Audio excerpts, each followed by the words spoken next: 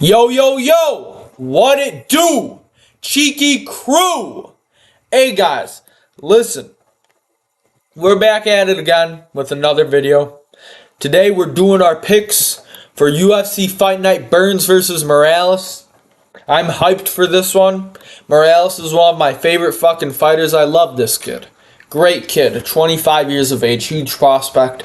He's gonna be champion after Buckley and JDM and shit, you know what I mean? But before we get started on the picks, I want to make something abundantly clear. I am not doing any picks for any of the WMMA fights on this card.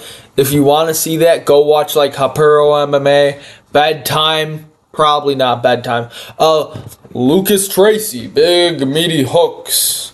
You know what I mean? Don't watch me for that. I'm sorry. I'm not doing 3 straight WMMA fights for no reason. That'll kill my views here more than it'll raise them. But anyways, for the first male fight of the night, we have Hyung Sung Park versus Carlos Hernandez.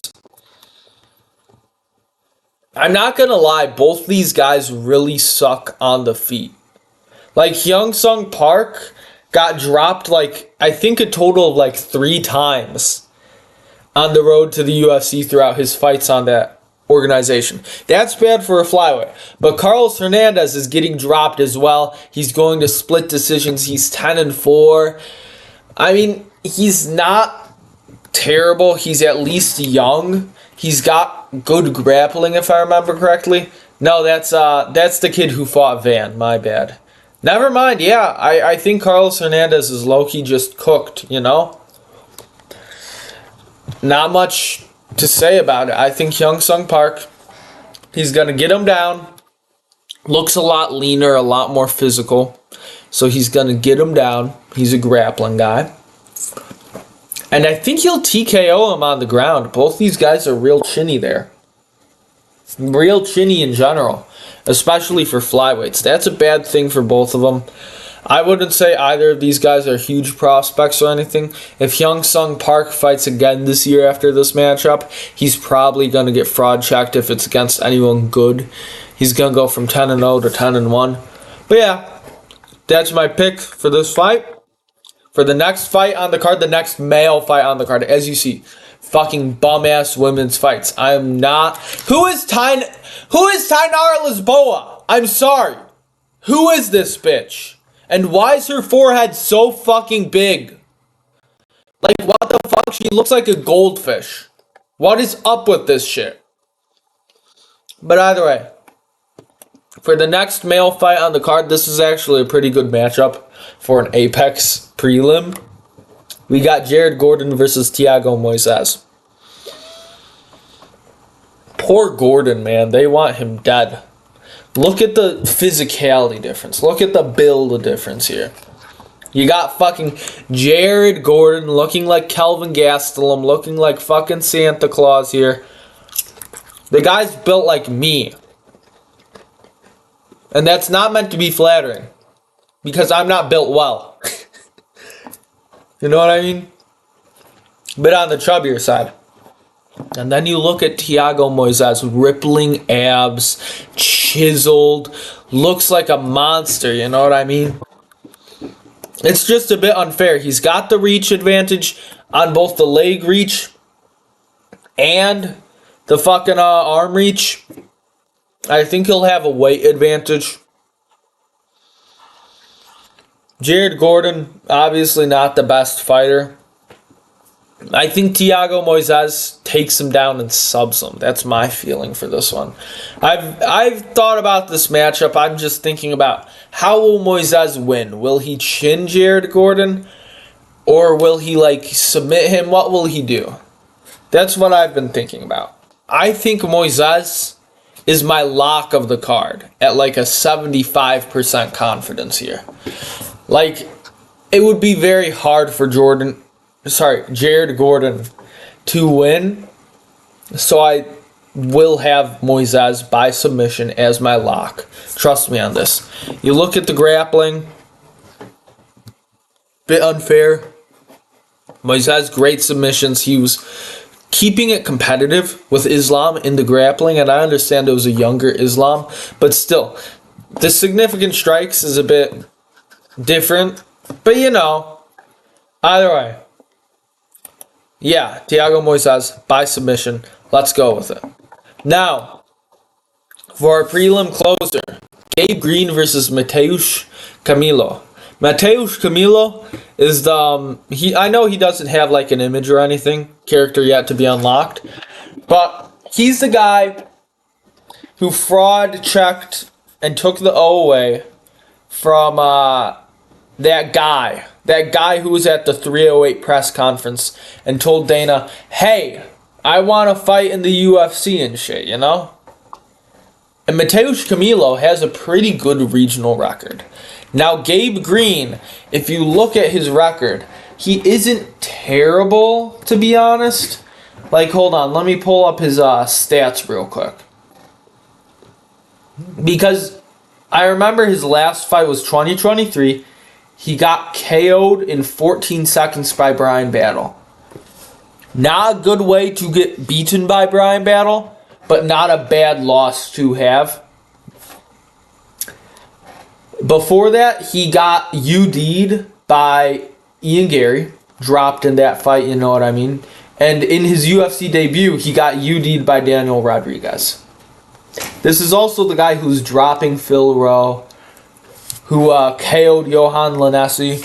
I don't think Gabe Green is terrible, but he's like a clear lower level guy. Like Daniel Rodriguez, I consider him pretty solidly mid-level. Gabe Green's getting UD'd by him pretty clearly. So I do think Gabe Green is like lower level. So, this match is taking up place at lightweight as well. I don't like that for Gabe Green. He's a welterweight and he's moving down to lightweight. That's dangerous for him. I think if you look at his physique, he's already pretty big for welterweight. He's pretty physical for that division. So I think the fact he's moving down to lightweight is going to be very, very dangerous for him and very, very bad for him. His cardio's not going to be as good. His chin's not going to be as good. He's going against this kid in Mateusz Camilo, who I believe has a good few... He has good power in his hands. Yeah, 4 of his wins by KO. 2 wins by sub, 3 wins by decision.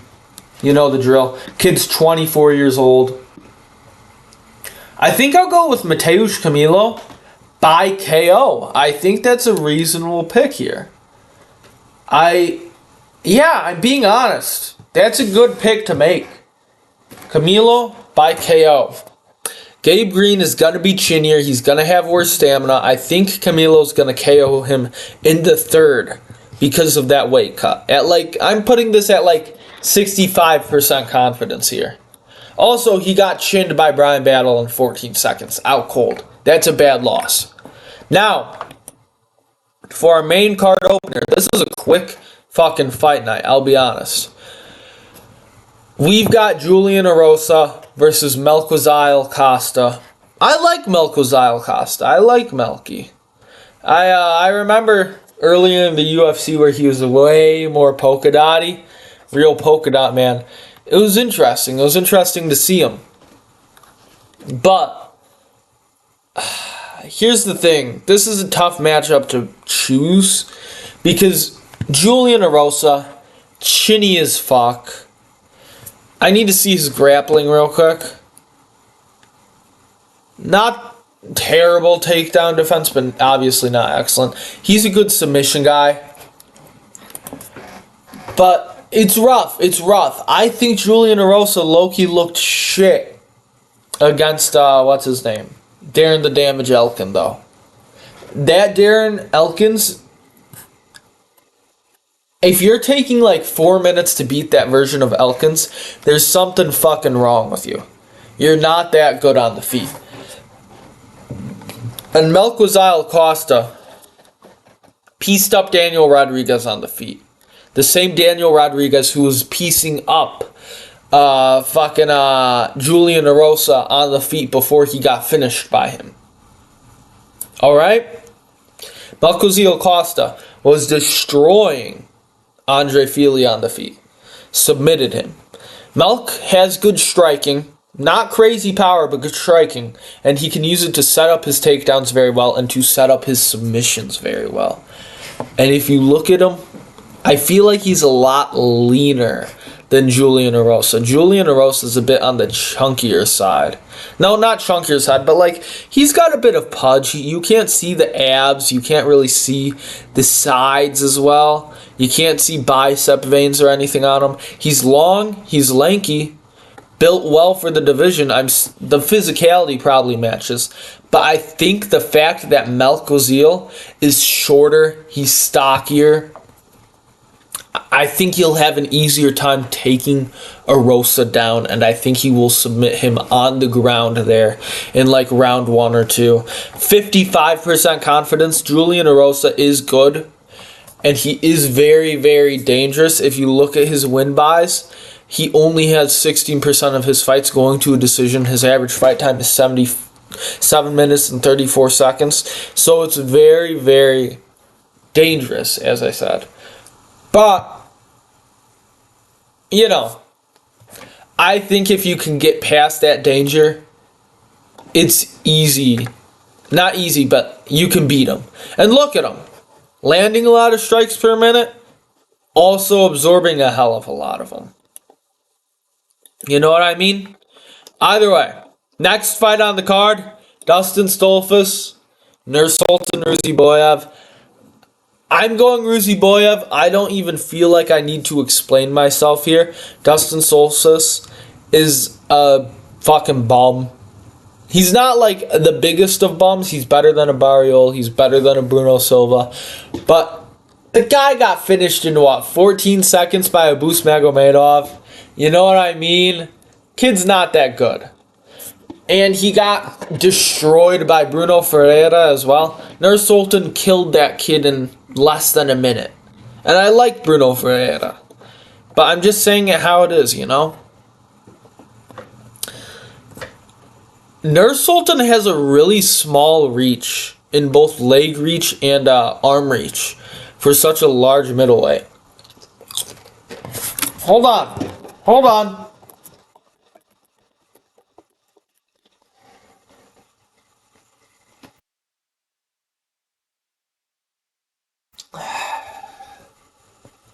Sorry, I need to see something real quick. I'm like 90% sure that he has shorter legs and arms than Stipe Miocic.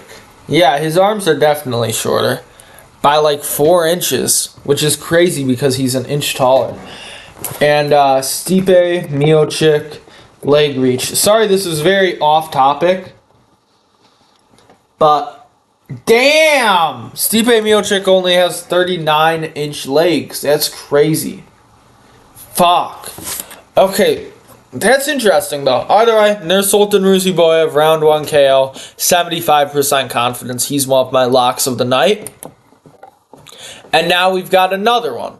Sadiq Yusuff, from what I've seen, is the underdog. And I have a few issues with that. Marian Santos, he's coming off a huge robbery in my opinion. Looking back, it's not the worst robbery, but it was still a pretty clear robbery. This fight's taking place at lightweight. Marian Santos, he's 24 years old. Sadiq Yusuff is 31. You look at their builds. Sadiq Yusuff is taller and he's way bigger. He's way more muscular. He's way more filled out. Marian Santos is leaner, but I think Sadiq Yusuff has a good 5 pounds on him. And that sort of fucking worries me for Marian Santos. Equal leg reach. Marian Santos only has a 1-inch reach advantage. You look at Sadiq Yusuff, powerful KO guy. They've got pretty much similar average fight times. Their knockdown averages pretty similar as well. Their significant strikes. Sadiq is landing more per minute. He's also absorbing more. Don't get me wrong. But I think Marian Santos can't take as many shots from Sadiq as Sadiq can from him. And if you look at the grappling, both guys sort of suck with the grappling. But I honestly see Sadiq Yusuff using the takedowns in this matchup. I see him using the takedowns, and also with Sadiq Yusuff, if you look at all his fights, most of them have ended via decision. That Edson Barboza fight, he just got out gas tanked at lightweight. Since he's bigger, he's just going to have the better gas tank here. Since he's cutting less weight, and Marion Santos is probably cutting basically no weight. The kid's only 24. The average featherweight's weighing like 160, 162. Marion Santos probably weighs 155, maybe 158. He's not cutting that much weight for this matchup. He's coming in full healthy. Sadiq Yusuff is just going to have that huge physicality advantage, and he's not going to gas out as badly as he did against an Edson Barboza. So I think Sadiq Yusuff is going to win this fight by a decision. I think he's going to take Marion Santos down just over and over and over, and he's going to just beat him on the feet. And I've got that at like a 65% confidence here as well. I think it's a pretty clear win for Sadiq Yusuff. Anyways, for our co-main event, I don't know who the fuck to pick for this one. I'm being so dead ass. We got 12-2 Rodolfo Bellato versus 17-9 Paul Craig. Here's the issue. Rodolfo Bellato showed he can get dominated on the ground by Jimmy Crute. Jimmy Crute knocked him down, though. That was the issue. He knocked him down and then dominated him there.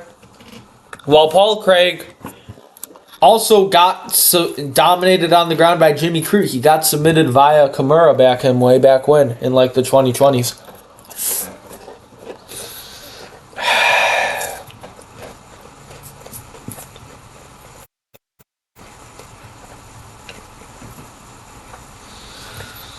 I'm thinking on this, sorry. So sorry for the quiet. I'm really thinking on this. I really should have come in prepared with this picks, but I feel like it feels better when I'm coming in natural with it. So split on this. Oh my god. I think Rodolfo Bellato will be something. I think he will be something. Hold on. How old is this kid? How old? Rodolfo. I'm retarded right now. Oh my god. I can't spell Rodolfo Bellato. Are you fucking kidding me? I was tweaking out. Why was I doing that? Okay, Rodolfo Bellato. Kid is only what? 29? That's young for a light heavyweight. I think Rodolfo Bellato will be something. If you look at like a Nikita Krylov, he also lost to Paul Craig around his 29-ish area, if I remember correctly. I'll go with Paul Craig by a triangle. I think Rodolfo Bellato is going to drop him. I think he's going to follow up with some nasty ground and pound, but he's going to like leave one and arm in maybe. Gonna get caught in an armbar, gonna try and get out of it. Paul Craig's gonna transition to a triangle and submit him. I think that's how it's gonna work. I think it's gonna be a very GM3 style finish from Paul Craig. A very vintage Paul Craig finish. That's what it's gonna be, I think. I feel like that makes sense. But anyways, for the main event of the evening, I know this matchup very well. And I do have some notes on it. But I'll break it down for y'all. Alright? Gilbert Burns, he's on a 3-fight loss streak, but it's possibly the most well-aged 3-fight loss streak in UFC history. Losing to the former champion, who became champion right after he beat you. Losing to the current champion, who became champion right after he beat you. And losing to the current number one contender, who became the number one contender right after he beat you. You understand what I mean? Like, It's not a bad loss streak. It's more that I worry about the mental effects that has on Gilbert Burns. You understand what I mean? And like, I know people are saying Michael Morales got dropped by Trevin Giles as well. You look at Michael Morales. Sorry, I feel like that transition wasn't smooth. So Gilbert Burns, he's on a 3-fight loss streak. I think it's not bad losses, but I think it'll affect him mentally. And that's the issue here. And he's 38, damn near 39. That's another issue. He's just not as physical. And that's going to be a huge difference maker here. And on the flip side, you've got Michael Morales, 25 years old, inexperienced, coming off a huge win over Neil Magny. KO'd him quicker than protested, with more success in my opinion as well. Great win from him. But if you look at Michael Morales, the thing that really sets him apart, look at this kid's fucking reach. 79 inches at 6 foot. That's a monster fucking reach. That's more than Nurse Holton. 3 inches more. 3 inches more than a 6'5 guy. That's damn near equal to Stipe here. You understand what I mean? That's a monster fucking reach.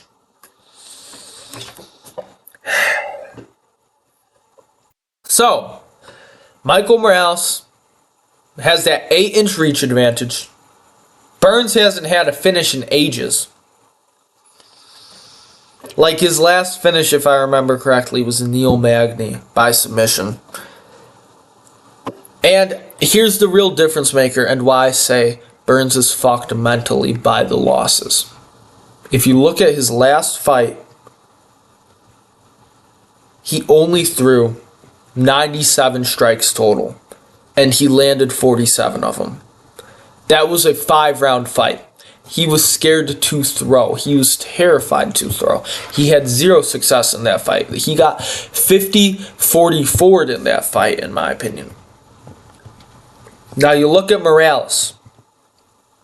Morales is landing 84 strikes in 3 rounders and throwing over 200 strikes in that same bout, that Jake Matthews bout. He landed 84 and he threw over 200 strikes. You're putting an older Gilbert Burns who's had much, much worse output. In his last 3 fights, his output has severely degraded, if you look at it. Ever since that Hamzat fight, his output has gone down heavily, if we're being so dead ass. And you're putting him against a high output, young, up-and-coming striker. You understand what I mean here? It's bad for Burns here. And I would say Burns could take it to the ground, and he can. He can take it to the ground. He's a phenomenal grappler. But Michael Morales has a 92% takedown defense, and he has great cardio. You look at his finishes. They come in that 3rd round. They come late into the fight. As I said, primarily 2nd and 3rd round finishes. Primarily 2nd and 3rd round KOs for Michael Morales. He's not getting them early in the first usually. He's drawing them out. He has that good KO. His power lasts over 3 rounds. That's important for a fighter as young and inexperienced as him. You know what I mean? Especially a striker. And in those later rounds, if you look at Burns as well, Burns, historically, has always gotten caught in those later rounds. Finished in a round 3 by Kamaru Usman. Finished in round 3 by Jack Della Maddalena. I believe he got caught in round 3 by Hamzat Chimaev. Or was that in... It was one of the rounds where he got caught by Hamzat. I know he got caught in the first. No. I remember now. He didn't get caught in the 3rd. But Hamzat landed the most strikes on Gilbert Burns in the 3rd than he did out of any round in that fight, you know? So he got landed on the most in that 3rd round against Hamzat, a guy with notoriously bad cardio. it's like, it's a bad matchup for Burns. I'm just looking at it more and more, and it's like, statistically, Burns, if you put Burns against a Colby, if this was Gilbert Burns versus Colby Covington, I'd be picking Burns. His losses aren't that bad. His mentality isn't terrible. Sorry, no.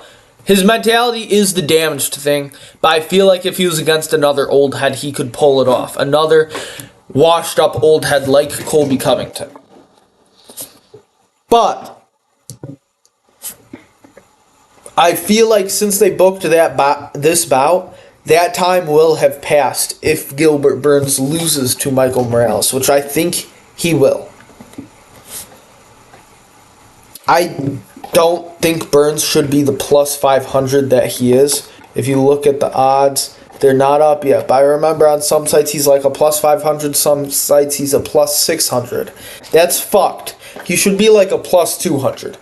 Because this is very dependent on his mentality heading into that fight. If he has the same mentality he had in the Brady fight, he's losing this fight. If he has the same, I'm just going to take this guy down and not throw many strikes mentality that he had in the JDM fight, he's going to lose this fight. Michael Morales is going to stuff his takedowns easily. But if he goes in with the mindset he had against Hamzat, where he's just going to brawl, he's just going to swing for the fences, he's just going to throw as much output as he can and hope for the best, then I think Gilbert Burns can win this fight. Then I think he could win a competitive decision. That's where he pulls it off. If he comes in realizing, hey, I need to throw strikes. I need to pressure this guy. I need to fight like my old self. But I just don't think Burns will. I think a 3-fight loss streak does horrible things to a man. You look at Peter Yan versus Song Yadong.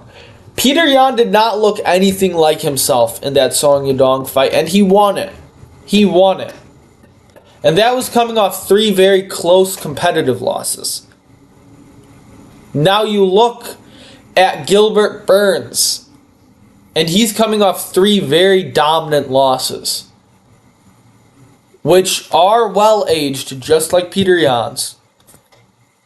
But, as I said, far more dominant. Good few of them by finish. One of them's by finish. The other, he got dominated in the grappling, his strong suit, and in the striking by a guy not notorious for his striking.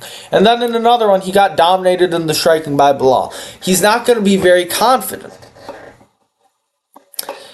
So Burns should only be a plus 200 in my opinion, because Morales is only 25 and hasn't been very tested.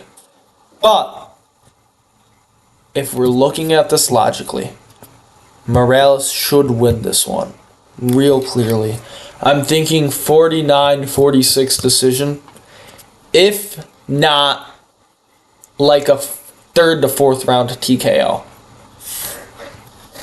Every stat points to Morales. So I'm going with Morales. 65% confidence. I think I'll go with that. 3rd round TKO in my opinion. I really do. Because I think this is the age where like Burns' wars catch up to him, you know? His chin will have downgraded. But yeah, thank you guys for watching. I deeply appreciate it. Sorry it's not the most quality video. I pulled an all-nighter last night.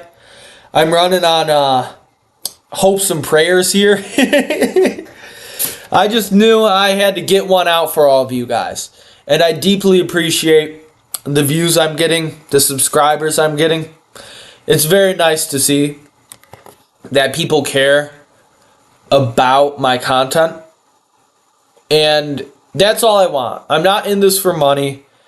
I'm not in this to like promote something. I just want like the fame. I want to see people enjoying the content, and I want to make content for people that they will enjoy. I want to be the guy who posts a video and has someone hyped because they dropped it. And they see, oh, this video dropped, and I can't wait to see that, you know? That's how I feel about a lot of my favorite MMA YouTubers, like Bedtime MMA when he dropped the teacher's tier list. I saw the original teachers tier list, bro. The original. Not the reposted, the original. Y'all didn't see the Cejudo part, bro. Y'all missed out on that. It was a good ass video. But yeah, no, I'm just saying. Thank you guys for watching. I don't mean to get all sappy. Thank you guys for watching. Have a lovely day. Make sure to like, subscribe. Y'all know the drill. Instagram will be up at 25 subscribers. At 100, we're going to do a face reveal. At about 250, we're going to start streaming every pay-per-view. And then around 500, we're going to start streaming every fight night.